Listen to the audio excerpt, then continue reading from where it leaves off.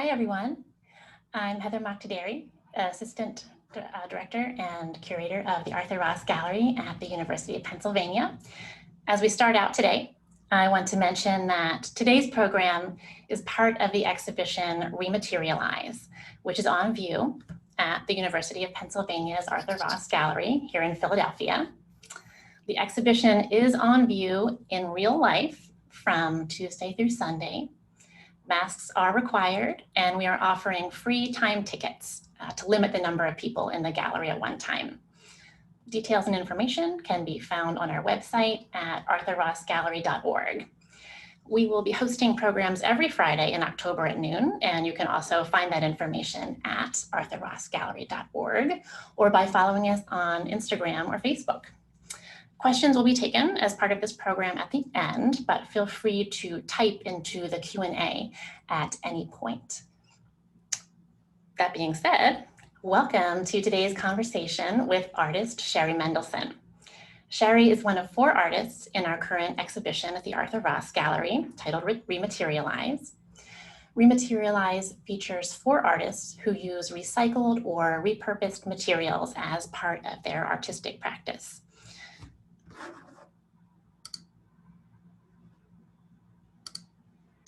Here is a view of the exhibition in our gallery. So for those not familiar with the Arthur Ross Gallery, we are a single gallery space housed just inside the front doors of Penn's Fisher Fine Arts Library building. Okay, and I'm gonna turn your view around to the other direction. Along the back wall, you can see mixed media works by the artist Jackie Millad.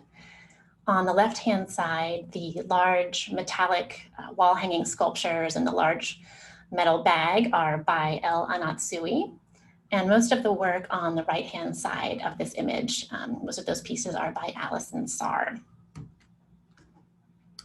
I'll turn us back around again. So we're looking toward Shari Mendelson's work.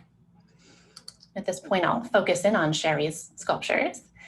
These lovely pictures were taken by Susan Breich, and we thank her for sending these along. If you come to the gallery in the afternoon hours, you can often experience these mesmerizing effects of the Gothic windows and the little bits of tracery through the filtered light. It's really lovely. Here's a close-up by Eric Sukar of a trio of Shari Mendelson sculptures, and we'll talk about each of these individually in the course of our conversation today. As with much of Shari's work, these are inspired by ancient artifacts that she has studied closely through museum collections. Amazingly, she fabricates these entirely out of discarded plastic bottles, although they look much more like iridescent glass that has been buried for centuries. So in our exhibition Re-materialize, we're basically showing 2 groupings. The ones in this grouping are this really beautiful verdigris sort of color. And then we have a grouping that is a semi-opaque white body.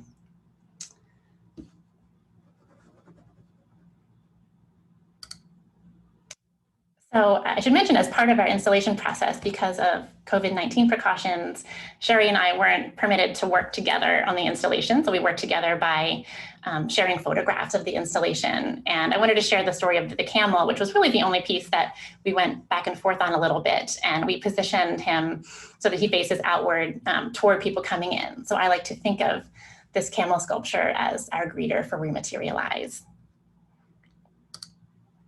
And Double Deer is a piece that I consider to be somewhat of a symbol of the exhibition. We'll talk more about this. Re-materialize is about repurposing of things, recycling, one thing disappearing and becoming something else or regrowing. And here we have the stag as a symbol of that regeneration because he regenerates his antlers each year. And I wanted to mention that we do have a beautiful catalog for Re-materialize. It's 40 pages, and I'm showing a couple of page spreads featuring Shari's work. So you can also find the catalog at arthurrossgallery.org.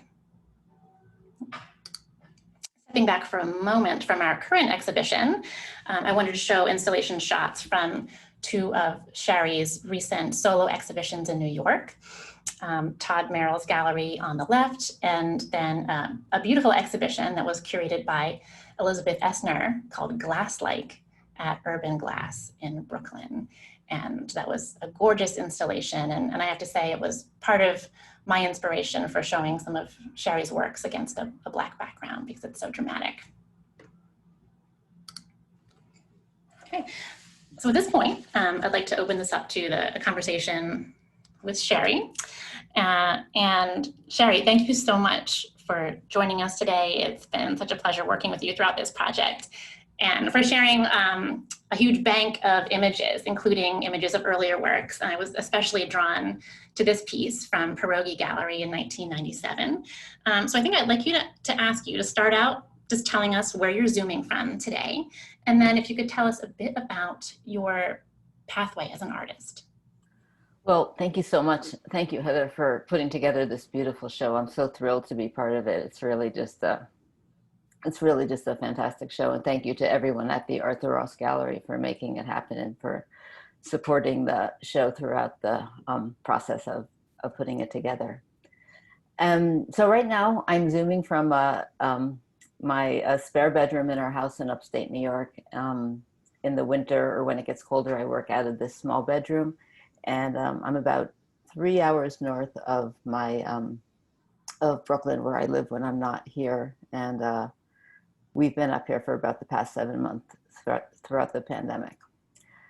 So this piece that we're looking at is, as you said, a piece from an exhibition I had at Pierogi Gallery when they were in Brooklyn in 1997. And going back a bit as to how I ended up making that work, I'll just start a little bit at the beginning, very brief kind of history of how I came to be an artist and where I came from. I grew up in upstate New York, outside of Schenectady. I went to a public art school, but luckily it was a public school, but luckily it was a public school that had a very good art department. And in that, in the art department, they had jewelry and metalsmithing, they had fibers and textiles, they had photography, I think they had the history of photography, I think they had film, but it was really an expansive art program. And I felt really, really lucky to have been able to take classes there, and to have had such a rich art program while in high school.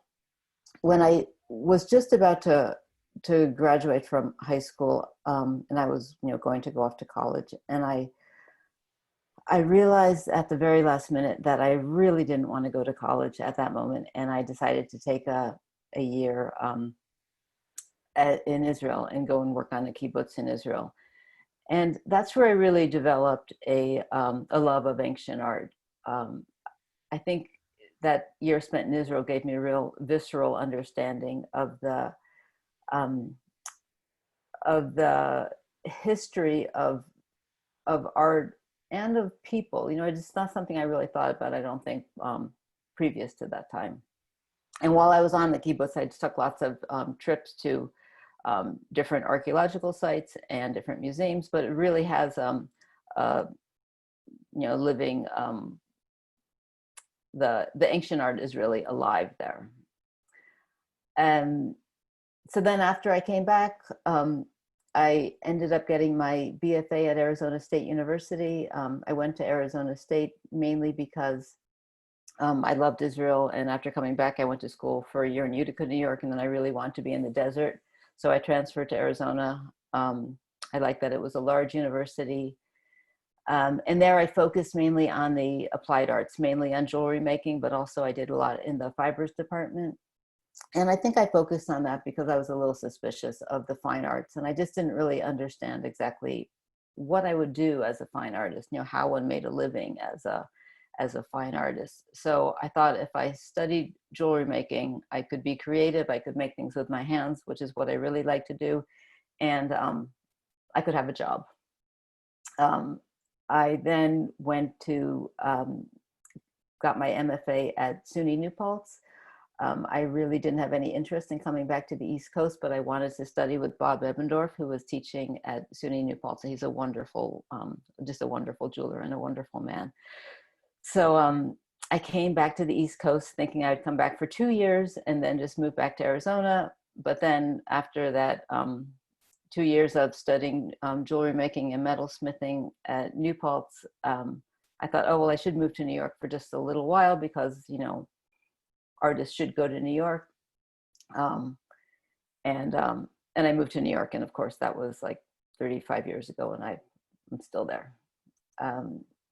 So when I got out of school, even though I thought the idea of studying jewelry and metalsmithing was that I would have a career, but I started making sculpture immediately. When I moved to New York, I moved right to Williamsburg, Brooklyn, where I still live. And that was in 1986. And I started trying to figure out what it meant to make sculpture. Since I had this background as a jeweler, you know, I had taken a lot of art classes, a lot of art history classes, but I didn't really know that much about the material making of sculpture. So I started going to a lot of galleries and museums and just trying to figure out what making sculpture meant to me, you know, experimenting a lot with different materials. At a certain point within that 11 years from when I moved to New York and when this show happened, I found myself kind of going back to working with precious metals and, you know, pulled out my torch again and went back to some of those jewelry techniques. And so what you're seeing in this image, it's a bad image. I didn't have good, you know, I just didn't really document my work very well in the beginning. But those balls are made from like sterling silver little circles that are all soldered together into these balls. And then those larger discs are silver rings that I then put wax paper or Scotch tape in and made holes. And so the idea of this installation was that you would walk into this room and you were within a solar system. There was a fan that was blowing these discs around, and there was lots of little mirrors and little crystals. So everything was like catching the light and sparkling and spinning around, casting shadows and reflections and overlapping planes. That I was, you know, trying to get this kind of solar system like experience that you could then be living within. And also you'll see here in this slide, even though I don't know how much I was, you know, now that I'm looking back, of course it makes sense, but that combination of the precious materials and then just the things that I was finding in the kitchen, like wax paper, then that I was ironing and putting together, or using Scotch tape, or I think there's bits of aluminum foil in there. So I already was interested in, you know, everyday common materials and recycling materials. And also I think what you see here is just like, you know, bits of, like I said, the wax paper. So there's a combination of the skilled and the unskilled, and then the transparency and the translucency, you know, playing around with those materials. There's so much going on here, and I really do love this piece, and I'm grateful that you do have, at least you do have this wonderful image. So I think it's very evocative of the feeling of the piece, I'm sure. And as we've talked about in some of our conversations, you started working more and more with plastics. And if I may, I will flip to another image of a piece from about 10 years later. Right. And I was wondering if you would sort of talk about this phase and then how it led into your current practice. Yeah, so sometime, like this was sort of the final piece of that working with the with purchased plastic, but sometime within that like 10 years, what was it, like 11 years between that the pierogi installation and this piece that was in a show called Here Comes the Sun. It was a 2-person show with Laurie Ellison. And sometime between that 10 years, I started working with plastic that I was purchasing. I was buying plastic in these large 4x8 sheets, and then cutting them up, putting them back together in ways that I felt, you know, kind of related to natural phenomena of like the sun or cloud-like forms, or sometimes they were interlocking forms, but they were all kind of pieces that would often have a center and then expand outward. Again, also playing with illusion, as you can see in this piece. From the front, when you walked into the gallery, because there's a light behind it, like you see on the piece on the, you see on the image on the right, it looked like it was a kind of like a glowing orb, but then as you moved closer to the piece, you could see it was just these undulating planes. And as I said, I've been working with plastic for a few years. This piece is pretty large. It's, what is it, 57 inches tall. So it was, it was, for me, that was pretty big. It took a lot of plastic, and all those little triangles that were hand cut and then glued together with this solvent, which was kind of toxic. And after I was cleaning my studio after this show, I just began to think like, oh my God, I'm throwing away all this plastic. It just seemed kind of crazy. And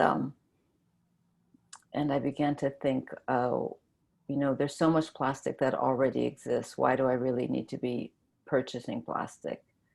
I think of myself as an environmentalist, and I'm an avid recycler. And my life and my art practice were just kind of, going in two different directions. So I thought I needed to pull them back together a bit more.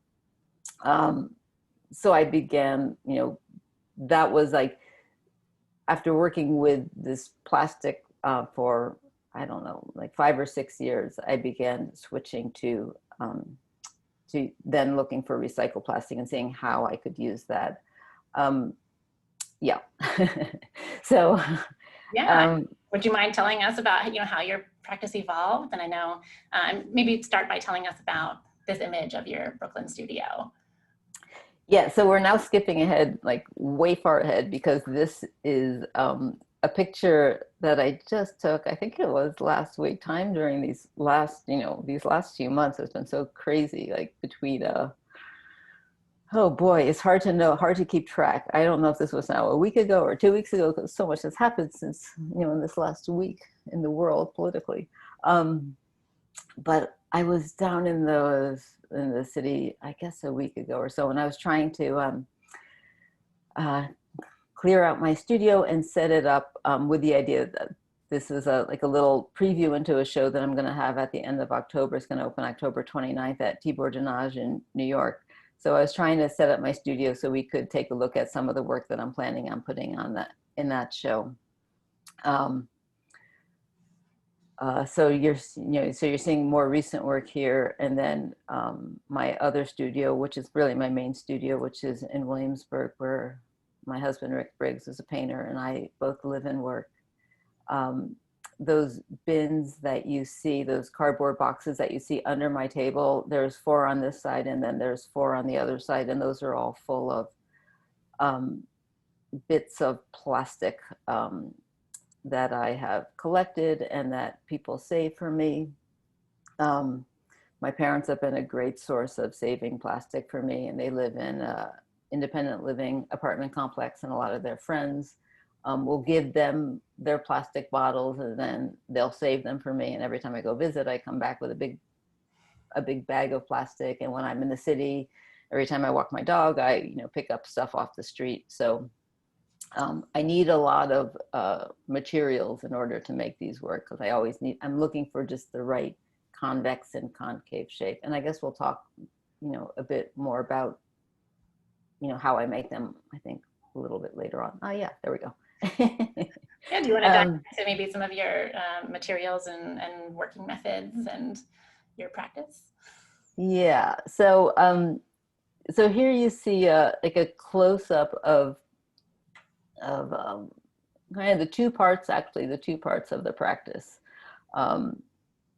So the image on the left, I don't even know if you can really tell what those are, but looks to me like those are parts of I think that's the back half of an Ibex that I was building, along with some handles from those translucent milk containers.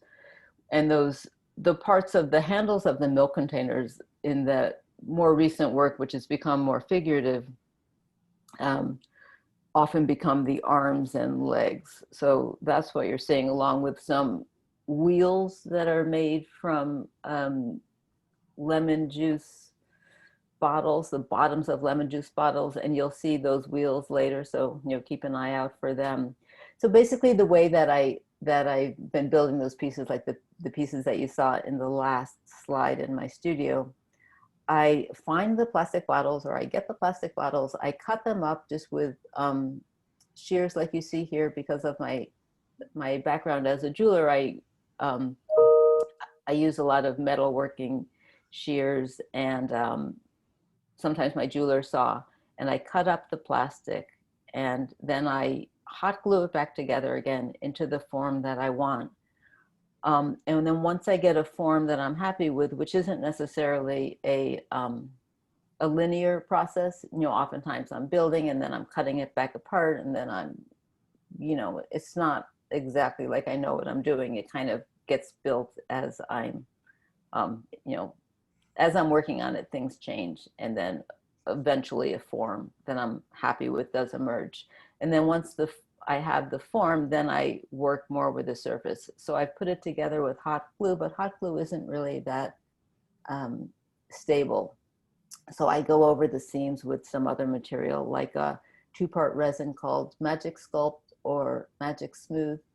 Also a 2-part resin, which you can see in the slide in the right. And then I use some variety of the different acrylic polymers, matte medium, gel medium, and those different kind of products that I tint with either mica or mica powders or pigments to give it the color. And I'm always kind of playing with how much I want to cover the form with color, or how much, you know, I want it to be shiny or look like plastic or look like something else, look like glass sometimes. So that, you know, that's kind of like the final part of the process. Oh, thank you. Now that you've gone through it a little bit, while we're looking at your materials, I was wondering if maybe we could take this apart and look at this piece on the right, which is one of your works that was at the time on view at the Frick, I believe, and juxtaposed with some of its inspiration. Could you talk about your process and these images? Yeah. So yeah. So this piece, the piece on the right, was on view. It was on loan for about a year to the Frick in Pittsburgh. So shout out there to Sarah Hall and Jason Jack for facilitating that loan. And you see then that piece on the left, which was the inspiration for this. I love those. Haven't really talked that much about the inspiration for these pieces, but I spend a lot of time at the Metropolitan and other museums looking at ancient glass and ancient ceramics. And so this 4th century grape bottle, or you know, it's emulating a bunch of grapes, and I love the texture of that piece. I love the form of the piece. I just really love ancient glass, and I think we'll talk a little bit more about that later. And we'll talk about the mold blowing later. So there's a lot to talk about in these pieces that inspire it. But just for now, talking about how I make the pieces and the process a little bit more. So for the large piece on the right, it's about, what is that? I'm losing the bottom of my slide. About 29 inches tall. So the original is, you know, maybe like, do I have the height there? 7 inches tall. And then the piece that I made is 29 inches. So oftentimes I'm playing with scale. But those bunches that are like parts of the grape. So on my piece, those are made from the bottoms of 2-liter ginger ale, Mountain Dew, and Sprite bottles, where that's what those bumps are. They're from, you know, cutting apart those 5 little, I think they have a name, I forgot what it is, but those 5 little nubs. And then I'll glue them around a form. Sometimes it's a form that I make, but more often than not, I'm just rooting around looking for like a rounded form, like a mixing bowl or a salad bowl or something. And then I'll stack that on top of a cardboard collar that I make. And then I'll find some other piece, or even a piece that maybe even a past piece that I've made. But so I get the basic general form and I glue my little pieces around, the little, nubs around to get the form. Then it has to be taken off of the original, glued back together again. And then I use the magic sculptor, some other material, kind of like grout, to help hold it all together. And then, piecing it together with handles and such. And then there you see it again in my studio in Brooklyn, the other part of my studio in Brooklyn. And there it is in combination also with some glass that I made at some glass residencies, which we'll talk about also. And there you see my dog Ella, who is the love of my life. And I thought we could use this slide also just to talk about that working process of working. I've always had my studio where I live, and Rick and I both live and work out of our loft in Brooklyn. And for me, that's been great. I love being able to pop in the morning before my coffee, or in the evening, or before going to bed. I can just go in and flip the lights on and think like, it looks kind of horrible, but it'll look better in the morning, which is often what happens. I'm a morning person, so I always feel like I go into the studio in the morning really fresh, and by the evening I just think like, oh God, what's in there? But the thing about having a studio where I live is that, Ella can hang out. She can go in the living room. She can come in the studio. She can come visit when she needs something. Also, I could be, making dinner at the same time as I'm working, which people that have their studios at home, I think all know that experience of like starting to make dinner and then you go into the studio just to take a look at something, and then 2 hours later you're working and you realize like there's this weird smell, and that is dinner burning in the other room. I think that's a very common thing for artists with live works. And also, of course, during this 7 months of the pandemic, even though we've been up here, we both again live and work in the same space, so it's been great to not have to travel. I feel so bad for people who, at the time when I think artists really needed their studios, there were so many artists that were locked out of their studios, or buildings were closed down, or they couldn't access them because of public transportation. So, it's been such a hard time for everyone, but a hard time for artists that didn't have access to their studios. Thank you for that glimpse into your personal and working with artists. I think that's really important and interesting for everyone to hear. So at this point, if I may, I'm going to flip to some slides that show some of the inspiration behind your contemporary works. And I'd like to ask you to talk about the study visit that you made to the University of Pennsylvania's museum last fall. Yeah, was that last fall? I was trying to remember exactly when that was. That was such a great visit. It was, well, one, thank you, and thank Liz Carosio for pulling these glass pieces. Liz, parts of the museum were closed for the renovation, and Liz went and pulled out pieces from the Near Eastern and Mediterranean collection that she thought I would like. And so she had them all, they were all laid out on a table, in their own little foam protective barriers like you see with this Janus head. So I could, look really, really closely at them and really inspect them. And that was really a treat and a thrill. And there were so many amazing pieces that I took photos of, and that I think I'm still working from and still looking at them and thinking about them a lot. But I was really taken, as I kept moving around the table, I was really taken by this little Janus bottle. And I kept coming back to that over and over again. And, I guess it was just the piece itself is so beautiful, and the way it's worn is so beautiful, but also that idea of the Janus head has always been something that's interesting to me, of the idea of this piece that's looking forward and looking backward, and the dualities of the representation of time and passages and transitions. And then with this bottle, thinking of this as a piece that was probably used for holding ointments or liquids or perfumes or something. So that would be hold. So I love that idea that this little tiny piece you would hold in your hand, and in a way with these two faces facing opposite directions, you'd be holding like the past and the future in your hand at the same time. And I'm not sure, Heather, if you had suggested, I think because Alison Sarr has a Janus piece also, you said, oh, it would be cool if you had a Janus piece too. So I think that you were responsible for this path. And I'll jump in to say that you are responsible for us bringing the Alison Sarr piece. So I'll mention that this piece is in the exhibition Re-materialize that you're looking at here.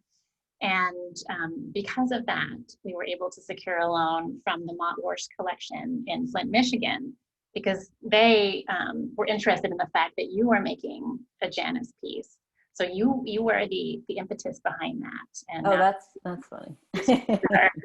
are in conversation in the gallery. And while we're looking at this image, I also wanted to point out for everyone that you can see the best if used by date on the side of the piece, at least if you're on a larger screen like mine. And sometimes I've noticed in your work that you leave these little indicators of the origin of the material. Yeah, I do. And that's often something that I'm thinking about, is how much I want to reveal the material and how much I want to obscure the material. And to me, it's very clear where a lot of these pieces, where the actually plastic parts came from. But I think I don't know, a lot of people don't see it, but the closer you look, the more you see. And I think with these pieces, they look, I think, a little, they're a little funkier, I think, if you see them in person than they look in the images. And you can see, more of the plasticness of them a little bit better. But this piece was a real challenge, because, it was a challenge that I was happy to embrace, but it was a challenge because I don't have a history as a figurative sculptor, or really a history in figuration at all. So just that, trying to understand how to make a face and where a chin is in relation to a mouth, or which sticks out more, the nose or the chin, or all of that. And how far is the eye from the ear? All that was kind of a real challenge that's taken me off in some other directions. I've done many more heads now, some larger heads and some really tiny. But I find now when I go to museums, I'm always so much more involved with the busts and with the heads than I used to be, because I'm really so aware of how to make a face, how to make a head, where everything is in relation to another, and just the subtleties of that. And then for this piece, how to make the hair and what is it going to have on its head. As you can see, it's really gone off in a very different direction from the original piece, but it started off trying to be kind of like the original. And then often what happens with my pieces is once I'm working on it, it goes off somewhere else, and then it just becomes its own piece, and it has to be responsible for its own integrity. From the gallery's perspective, it's been really cool and an honor to be a part of maybe you working out of your comfort zone at that time a little. Yeah, that was. So could you talk a little bit about Double Deer with Cup, which is also in Rematerialize? Yes. So the piece that you see on the left is this little sculpture, this Iranian sculpture from the 6th century BC. Soon after I had taken a trip to see the Harvard Art Museums, and I can't remember exactly what it was that I wanted to see there, but when I was there, I was looking at these little bronze sculptures of deer, and I had been thinking about, I have a few other pieces that have large antlers, and I began thinking about connecting those antlers, playing around with the abstraction of the antler. And just as I was thinking about making one with two antlers, someone via Instagram, messaged me that picture. And it was just like, I was going to start working on that day. And then that image appeared in my inbox. And I just thought, like, that is so, interesting and weird how that happens. But, I just love that Iranian deer. And I made a piece that looks pretty much like that. And then as I was making that, I was thinking about how with that piece, it's kind of a closed form, the antlers push up and kind of go back into themselves. So I feel like even though, it's like the Dr. Dolittle push me, pull you, it's moving outward, but it's also moving back in. Like there's a lot of the force moving in. So I wanted to make a piece where I felt like the motion was really pushing out. So therefore, and also just, kind of playing with the abstraction of the form, I wanted the legs to be pushing out and I wanted the antlers to be pushing out. So I wanted the whole movement to be moving outward rather than inward. So that's how that double deer, how that shape kind of happened. And then I had this interior space that looked empty. And so I put that cup on it. And then also so when I was in 1986, when I was in graduate school at New Paltz, I would drive down to New York. New Paltz is about an hour and a half north of New York City. And I would come down and go to the Metropolitan Museum. And in 1986, there was a show called Treasures of the Holy Land, ancient artifacts from the Israel Museum. And because I had spent that year in Israel and I was thinking a lot about artifacts, I was really taken with that show. And I bought the catalog, and I look at that catalog frequently, and I'm still drawing inspiration from it. I've been working from it a lot even this summer, but it's just like, it's sort of like my favorite book that I look at all the time when I need inspiration. And so I wasn't really aware, and just the other day I was looking through and I was like, oh look, there's that double deer. So I know that like this has been in my unconscious for 35 years, but it's funny how things just kind of stew for a long time. I love that story of the circularity of this symbol or this image. And also, I just thought maybe you could talk a little bit about the crouching Sphinx that is also on view in Re-materialize. Yeah. So I think I started working on this fairly soon after the visit to the Penn Museum. But the Penn Museum was it was under construction at that point, wasn't it, Heather? What was it? There were collections for Upstate, the Egyptian collections. Yeah, and wasn't the Sphinx not on view at that point? Right. I remember. I think that it was off view at that time. Yeah. So I was thinking about the Sphinx that goes with the Penn Museum, and then thinking about how the Sphinx, how there's a Greek Sphinx and there's an Egyptian Sphinx, and in combination with the Sphinx, the Egyptian Sphinx at the Penn Museum. And then what you write about, Heather, in your catalog essay, you write about the Kara Walker piece that was in the Williamsburg waterfront and the Domino Sugar Factory, where she had done this amazing, huge Sphinx that was made out of sugar, which was just like a mind-blowing exhibition called Sugar Baby at the Domino Sugar Factory before that turned into luxury condos. Was one of the that was like the last hurrah of that old sugar factory. But anyway, so between all these different Sphinx, and then Rick and I had taken a trip to Boston, and while there we went to the MFA Boston to see the Ancient Nubia show, and they had an amazing example of a Sphinx. And then we went to we were in the Egyptian section, we saw the Sphinx there, and then we went upstairs and we were looking at the paintings, and Judith Lynn Harris, who's a really wonderful painter, had this painting of a Sphinx. So it was all like all these things kind of came together. And so this Sphinx is, based on all of those different influences. And then because I'm so taken with those vessel animal combinations, I turned mine into a vessel as well. And I think this might be a good example to talk about, like, again, some of the materials as how I make them, and how the plastic gets transformed into the shape. So the body of this is made from an almond milk bottle, or half of an almond milk bottle, and then the legs are from milk bottles, and that hair, which you can see is kind of translucent, because if you look closely, I think you can see that you can still see the ear behind there. That's made from Tropicana, the necks of a Tropicana orange juice bottle.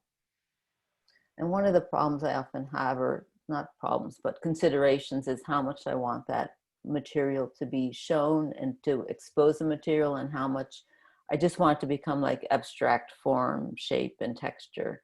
And so sometimes they get more unified with the color, and then sometimes they kind of,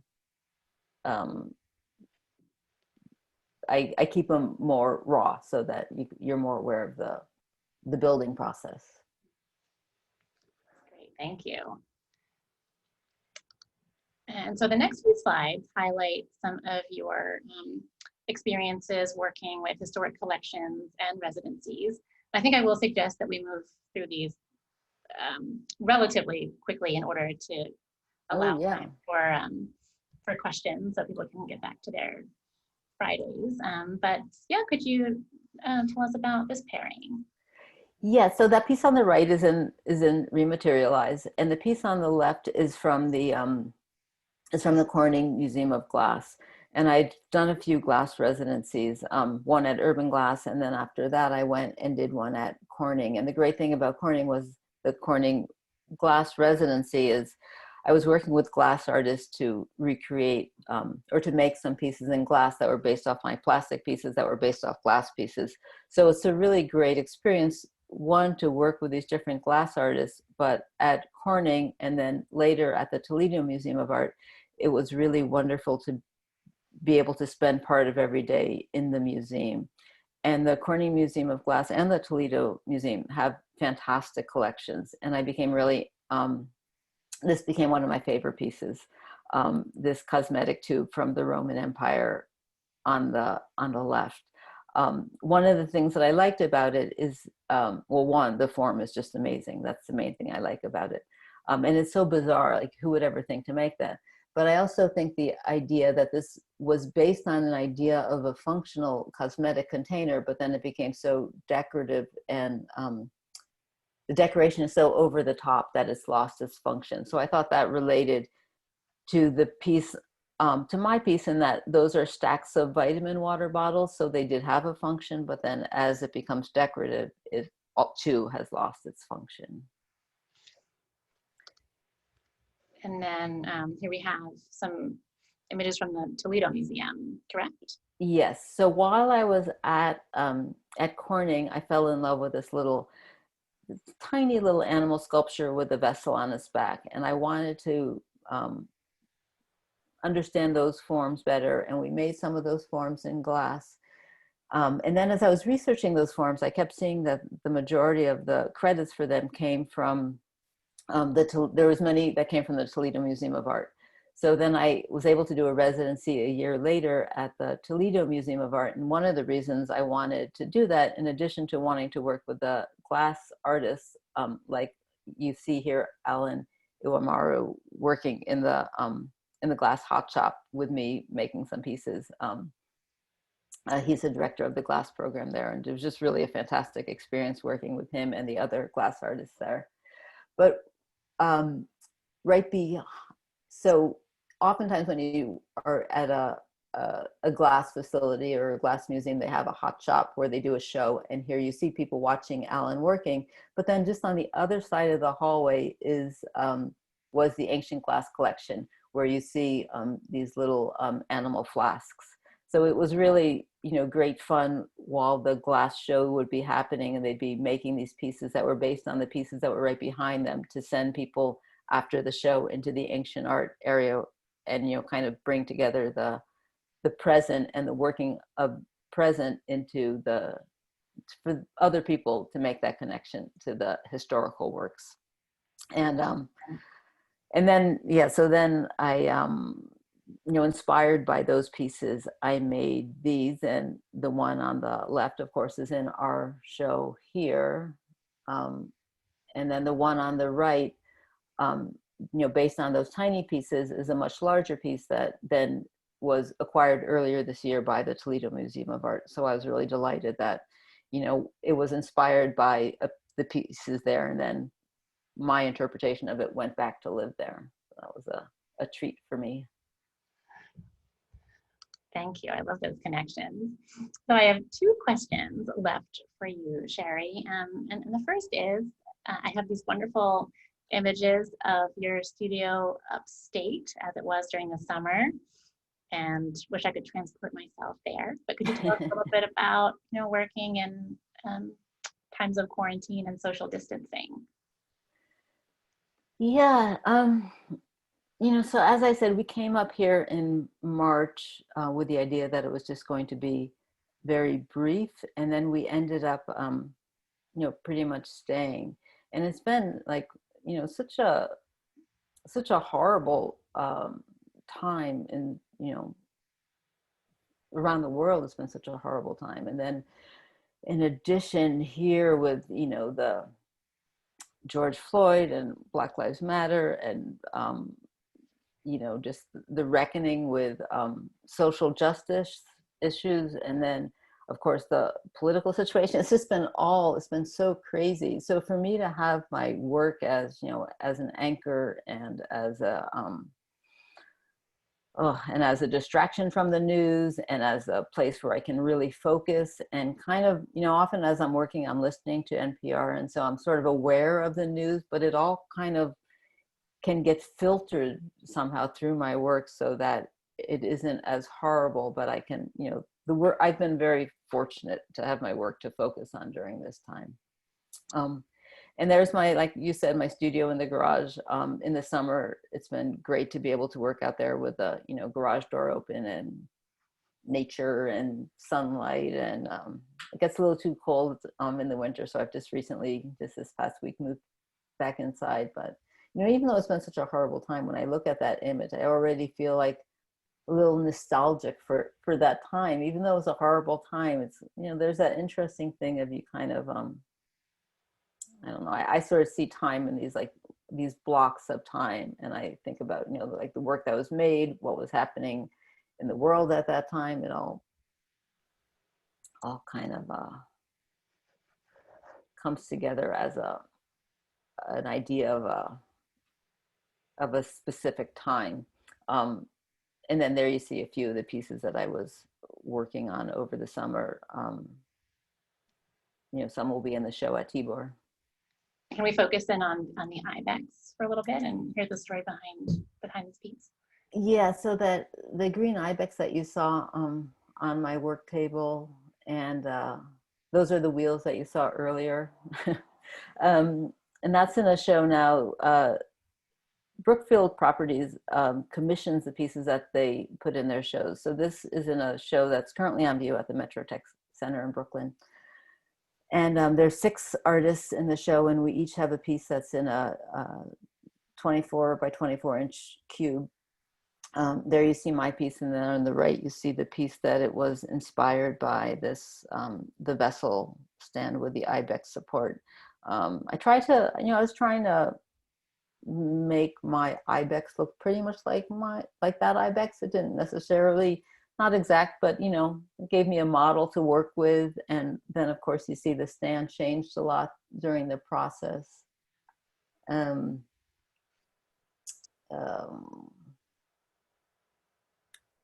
What else to say about that? Well, how about, I'm going to take it to the last question, and I'd like to stay on the image of the Ibex, and maybe this could be an example you could talk about. So in the museum field today, we're questioning how to deal with artifacts that are collected in ways that were unethical. And there are a spectrum of ways that institutions are dealing with this problem. In some cases, there's greater transparency in collections labeling and acknowledging the sometimes troubling ways that museum objects have been acquired in the past. And at the other end, there's a movement to send objects back to the cultures from which they originated. And in between, there are so many ways that artists are getting involved with the discussion. So as an artist who studies museum collections, I was wondering if you could tell us a little bit about how you see yourself fitting into that conversation. Yeah, when you first asked me that question, I thought, oh gosh, I don't really know how I fit in that conversation, but then I thought about it some more, and I read a bit about it, and really thought about my relationship to museums. And at first I was thinking that in some ways this discussion, and from some great videos that I've seen with museum professionals talking about the problems with museums, I was thinking, like, this really seems like it's more of an internal museum problem.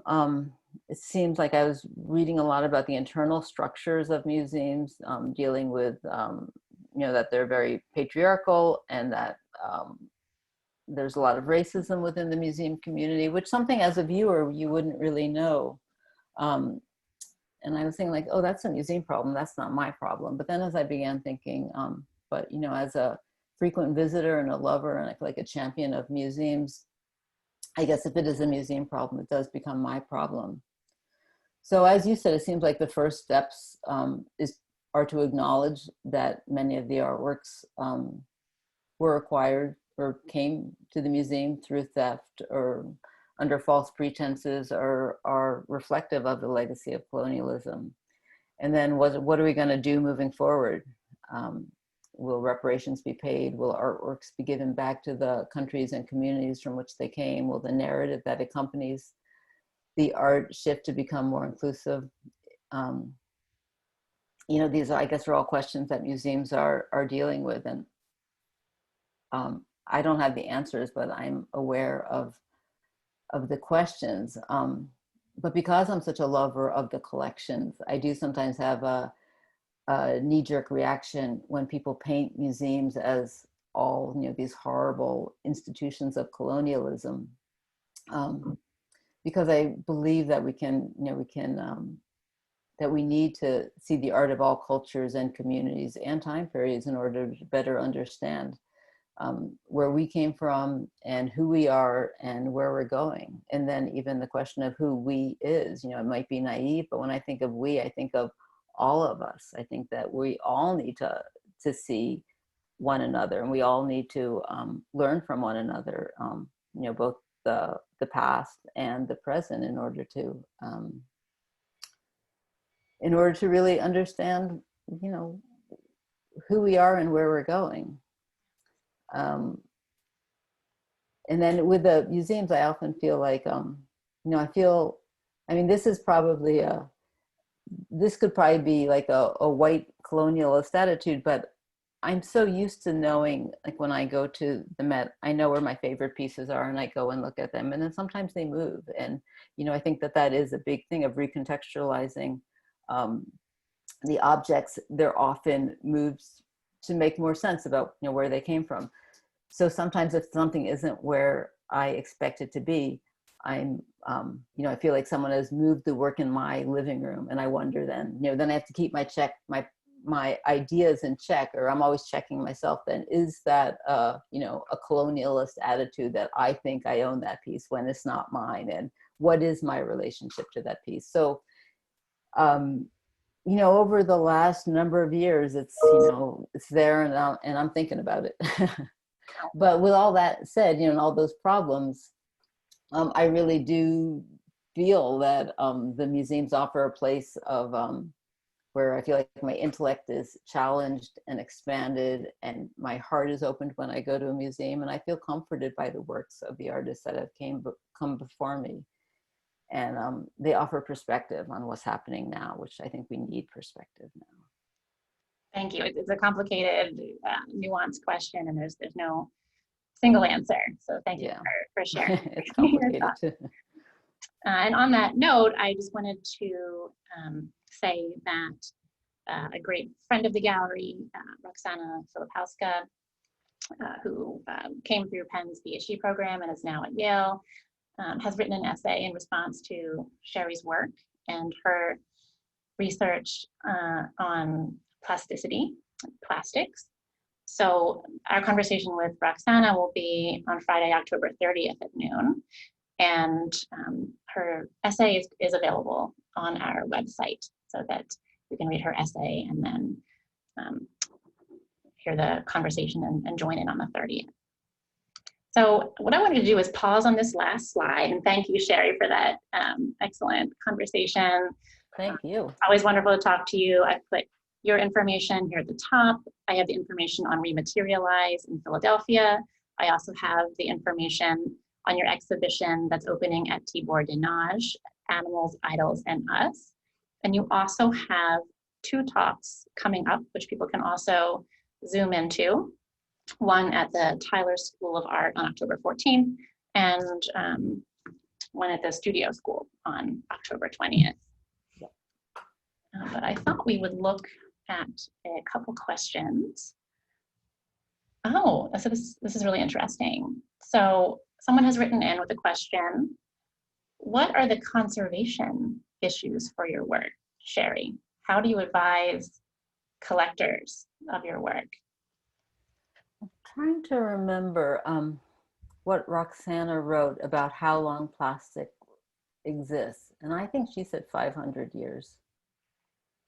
So Roxanna will speak about that, I think, in her lecture, because she works a lot with plastics and has done a lot with plastic conservation. But what I have done with pieces that get collected, especially in museum collections, a number of the museum collections have asked for all the materials that go into the piece. And then that helps them if they need to conserve the pieces.